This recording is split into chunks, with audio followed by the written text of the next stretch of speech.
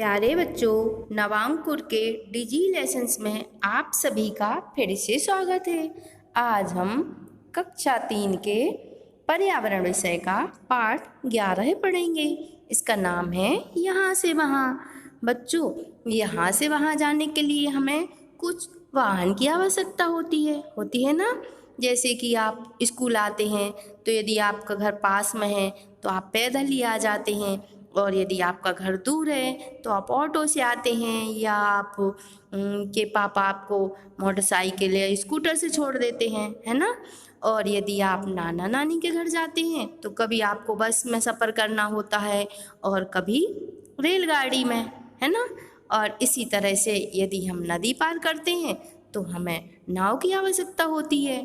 और आपने सुना होगा, जो लोग देश विदेश की यात्रा करते हैं तो वहाँ जाने के लिए उन्हें हेलीकॉप्टर या हवाई जहाज़ या समुद्री जहाज़, इस तरह से उन्हें यात्रा करनी पड़ती है। तो बच्चों, ये सब आवागमन के साधन होते हैं। जब हमें कहीं आना जाना होता है तो हम जिस साधन का उपयोग करते हैं उन्हें हम आवागमन का साधन कहते हैं, है ना। चलिए, यहाँ बच्चों ने खेल खेल में एक रेलगाड़ी बनाई हुई है। बच्चों ने एक दूसरे का हाथ पकड़ लिया है और बनाई हुई है, और आगे जो सबसे आगे है ना, तो उसने एक हरी झंडी हाथ में ले ली है। ट्रेन में हरी झंडी दिखाते हैं ना, इस तरह से उसने आगे एक लड़की ने हरी झंडी ले ली है और रेलगाड़ी बनाई हुई है, और अब ये रेलगाड़ी बनाकर खेल खेल रहे हैं। तो चलिए हम इसको पढ़ते हैं।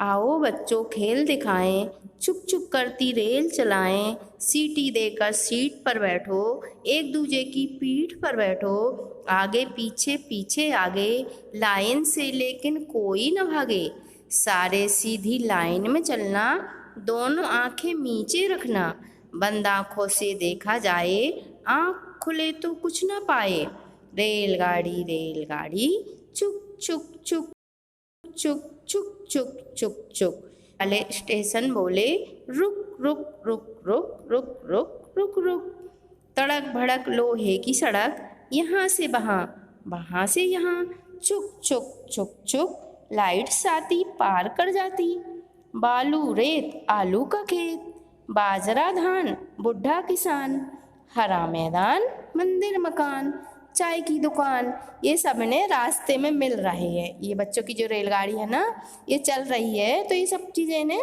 ये रास्ते में मिल रही हैं। चलिए अब अगले पेज पर। रेलगाड़ी रेलगाड़ी चुक चुक चुक चुक चुक चुक चुक चुक, बीच वाले स्टेशन बोले रुक रुक रुक रुक रुक रुक रुक रुक, पुल पगडंडी टीले पर झंडी, पानी का कुंड पंछी का झुंड, झोपड़ी झाड़ी खेती बाड़ी, बादल धुआं मोट कुआं, कुएं के पीछे बाग बगीचे, धोबी का घाट मंगल की हाट, गांव में मेला भीड़ जमेला, टूटी दीवार टट्टू सवार, रेलगाड़ी रेलगाड़ी चुक चुक चुक चुक चुक चुक चुक चुक, बीच वाले स्टेशन बोले रुक रुक रुक रुक रुक रुक रुक रुक। बच्चों, ये कविता है ना, ये हरेंद्रनाथ चट्टोपाध्याय की कविता के कुछ अंश से ली गई है, और ये यहाँ बच्चों के लिए बताई गई है। तो चलिए बच्चों, आपको ये कविता कैसी लगी? बहुत अच्छी लगी होगी ना। आप भी खेल खेल में रेलगाड़ी बनाना और ये सब करना। ये बच्चों ने जो जो स्थानों के नाम रास्ते में देखे हैं और बताए हुए हैं, तो आप भी इनको छांट करके लिखना। चलिए बच्चों, अब इसमें यहाँ कुछ क्वेश्चन भी दिए गए हैं, कुछ अभ्यास प्रश्न दिए गए हैं, जैसे कि क्या तुम रेलगाड़ी में बैठे हो? तो कब कब बैठे हो? तो बच्चों आप बता सकते हो कि हमने रेलगाड़ी में कब बैठे हैं। बैठे होंगे आप ज़रूर, कभी नानी के घर गए होंगे, कभी दादी के घर, कभी किसी के यहाँ शादी में, है ना। तो आप इसमें आप बता सकते हैं। चलिए दूसरा है, क्या रेलगाड़ी कहीं भी चल सकती? क्यों?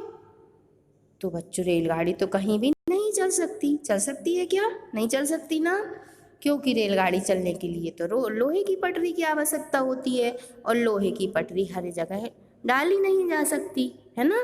तो इसलिए ये रेलगाड़ी कहीं भी नहीं चल सकती, है ना, पटरी पर ही चल सकती है। चलिए नीचे, इस कविता में लोहे की सड़क किसको कहा गया है? तो ये अपने को पता ही है। इस कविता में लोहे की सड़क रेल की पटरी को कहा गया है ना। रेल की पटरी है जिस पर रेलगाड़ी चल रही है, वही तो रेलगाड़ी की लोहे की सड़क है ना।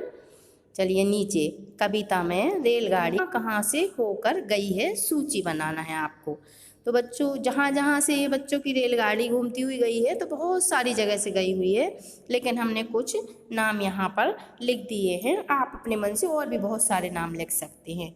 जैसे हमने लिखा है खेत, मैदान, मंदिर, मकान, दुकान, पगडंडी इत्यादि।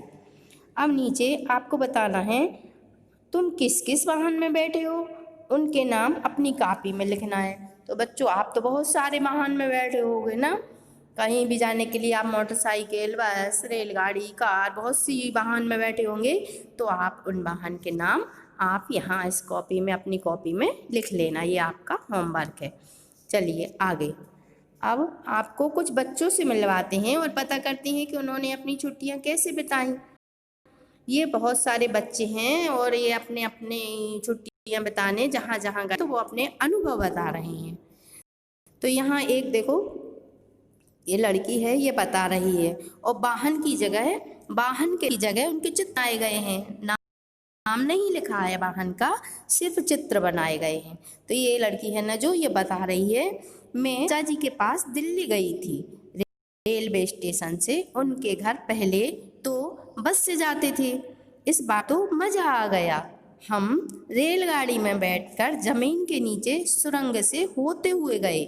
सुरंग में जाते हुए एहसास ही नहीं हुआ कि ऊपर कार सरपट भाग रही होंगी। ये ने अपना अनुभव बताया। चलिए अब नीचे एक बच्चा बता रहा है, मेरी तो बुआ की शादी थी, सारे रिश्तेदार मिले, खूब खाया, खूब पिया और खेले।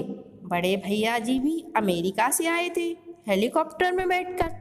सोचो तो अजीब लगता है, इतनी दूर से आए पर एक ही दिन में पहुंच गए।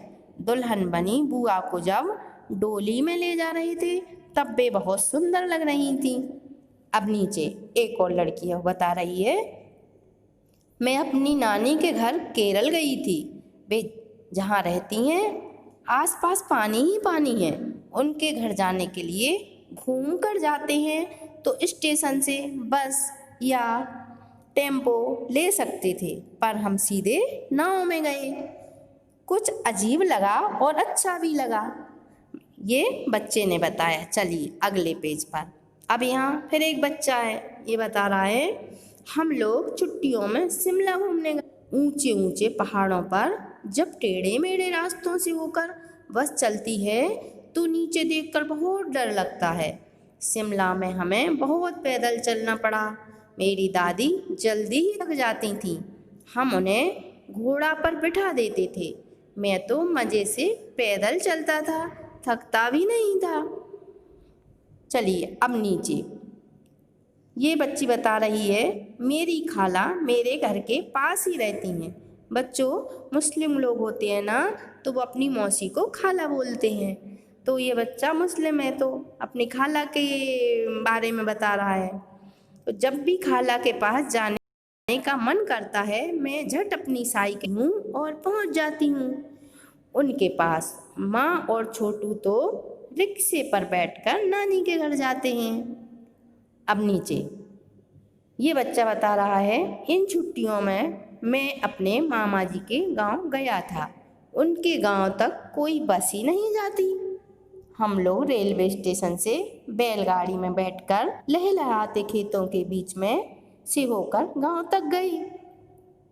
मुझे बैलों के गले में बंधी घंटियों की आवाज़ सुनना बहुत अच्छा लगा। बच्चों ये बच्चों ने अपने अपने अनुभव बताए, लेकिन यहाँ वाहन के नाम नहीं बताए हैं, वाहन के सिर्फ चित्र बनाए गए, तो उनके नाम लेकर के पाठ को पढ़ना था, है ना।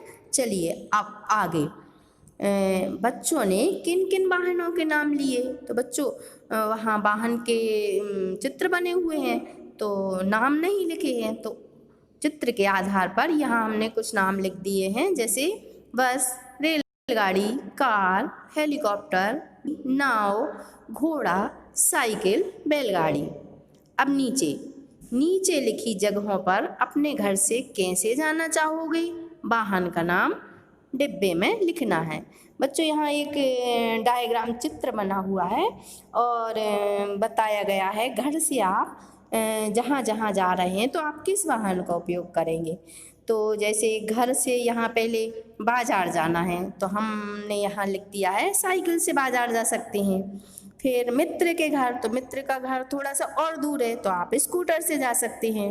फिर नानी के घर, तो नानी का घर भी दूर है तो आप रेलगाड़ी से जा सकते हैं। अब इस तरफ स्कूल जाना है तो स्कूल मतलब ऑटो रिक्शा, टैक्सी से या अपनी मोटरसाइकिल से, तो यहाँ हमने टैक्सी लिख दिया है। फिर है पहाड़ पर या किसी रिश्तेदार के घर, तो वहाँ तो हेलीकॉप्टर से ही जाएंगे। फिर है नदी पार, तो नदी पार नाव से ही जाना पड़ेगा।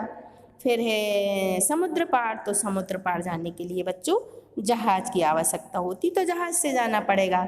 इस तरह से ये वाहन के नाम हमने डिब्बे में लिख दिए हैं। अब आप इसको अपनी रफ कॉपी में या फेयर कॉपी में होमवर्क के रूप में लिखना। चलिए अब आगे, यहाँ कुछ वाहनों के चित्र बने हुए हैं। चित्र के सामने उनके नाम लिखना है और वो किस काम आते हैं। और जो खाली जगह है ना वहाँ पर अन्य वाहन के चित्र भी बनाना है और उनके नाम और काम भी लिखना है। और ये सभी वाहन हमारे आने जाने के काम में आते हैं, है ना। जैसे यहाँ लिखा हुआ वाहन, तो वाहन के चित्र बने हैं और इधर काम लिखा हुआ है तो काम हमें लिखना है, ये हमने लिख दिया है।